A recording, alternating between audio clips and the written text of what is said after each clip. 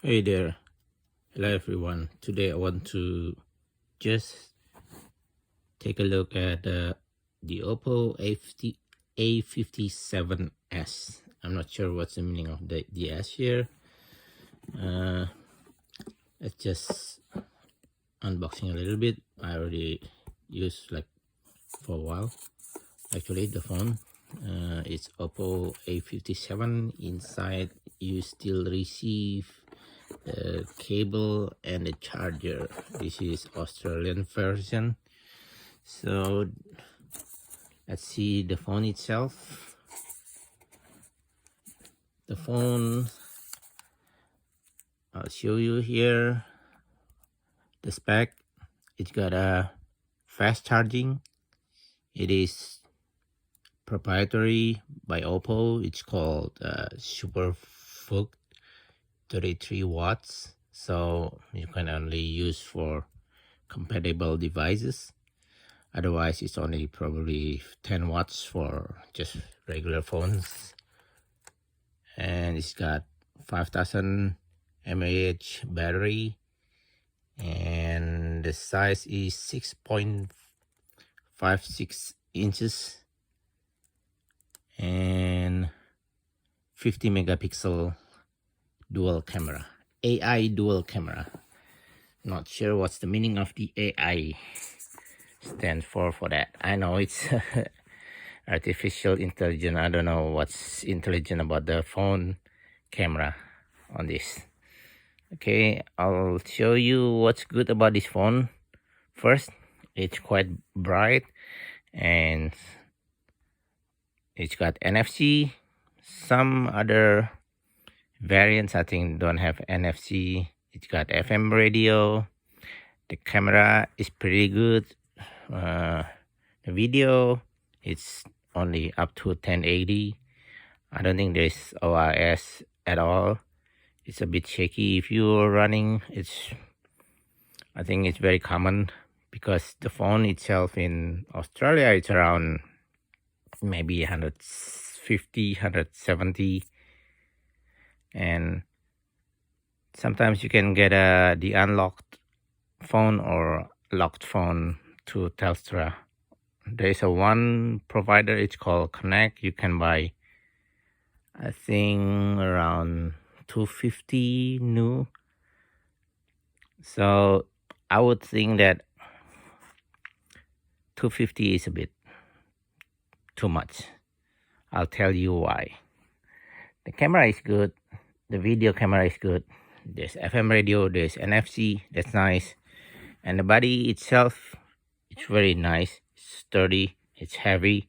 It's probably around 200 grams, so it's very heavy. That's why I put this thing, so I'm not going to drop the phone. It's got dual camera. I'm not sure if there is any use at all for the dual camera. It's 50 megapixel again, so it's, I don't know, it's probably interpolated. That's how you say it. Okay, anyway, it's still good. It's still good for regular camera. For budget phone, it's not like other budget phones. So again, the display, it's 720 by 1612, I think.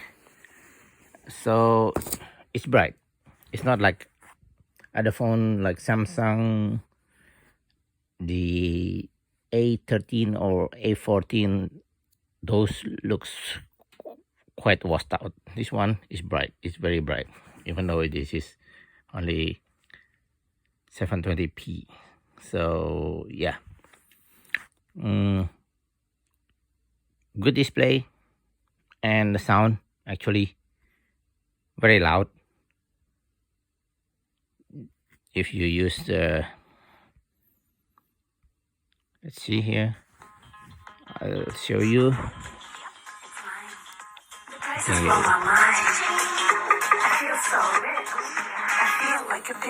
Yeah. See the sound, very nice. It's very loud for a budget phone.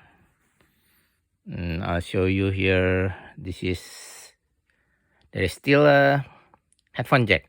That's a good thing about this one too. And this is the speaker. I think there is a dual speaker, or no, only on the back.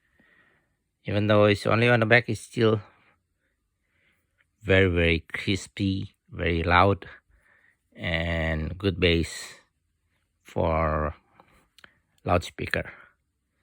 And it's got a fingerprint here, and there is actually Face ID here, something like Face ID. What do you call that for Android?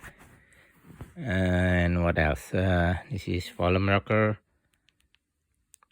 and this is this is dual SIM actually.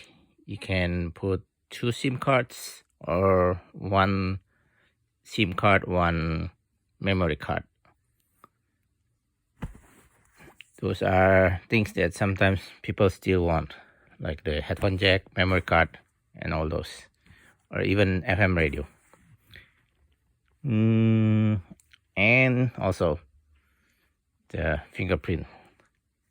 Those are things that are missing from what do you call that, flagship phones. Sometimes I do like budget phones because of those. And the bad thing about this phone is only 4GB and 128GB memory. The 4GB memory is probably still fine, but the chip is, I just found out, MediaTek G35, and I just found out that it was a very, very bad chip. What I mean by bad is because it's only for budget phone, maybe like very, very budget phone. Usually budget phone nowadays, they are using G80, G85. They are still smooth. But this one, it's very, very slow. If you have patience, maybe that's fine. Otherwise, when it's not even smooth, I think. Yeah, you can open everything regularly. It's not really bad, but some apps like even KFC, Hungry Jack, McDonald's, those are very slow on this phone if you are using those to buy some junk foods and everything. Yeah, I don't really recommend to buy this phone at all if it's around 200. It's below 200, maybe you can use it for a second phone.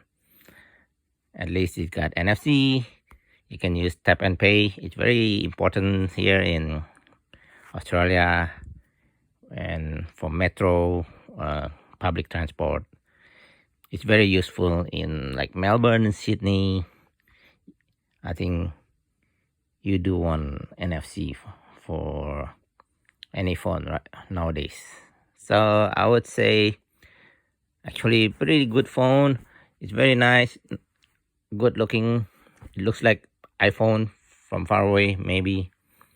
Good camera, some nice features, FM radio, NFC, and all those. It's only being reduced to